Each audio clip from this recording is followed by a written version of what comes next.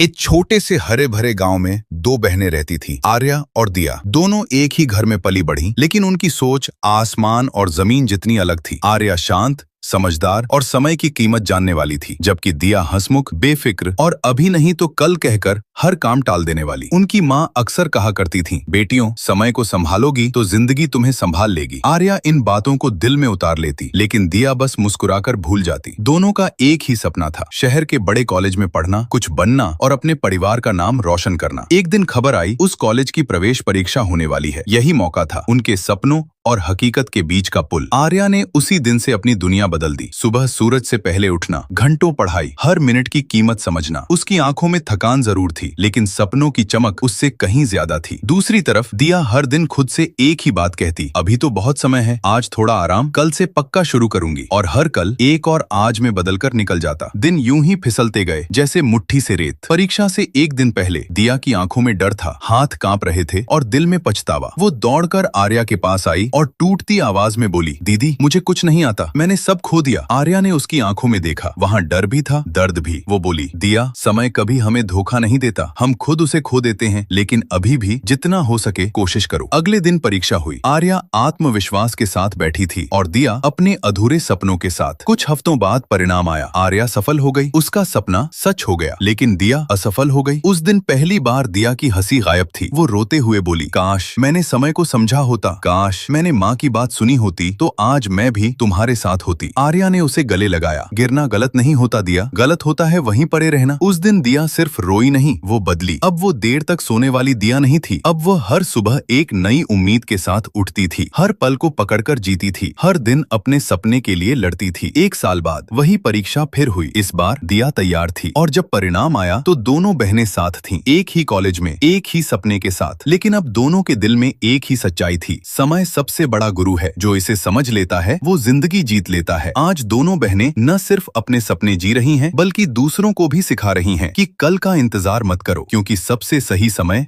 आज ही है। सीख, समय कभी वापस नहीं आता, लेकिन सही समय पर लिया गया फैसला पूरी जिंदगी बदल सकता है। अगर ये कहानी आपके दिल को छू गई हो तो इसे अपने दोस्तों और परिवार के साथ जरूर शेयर करें।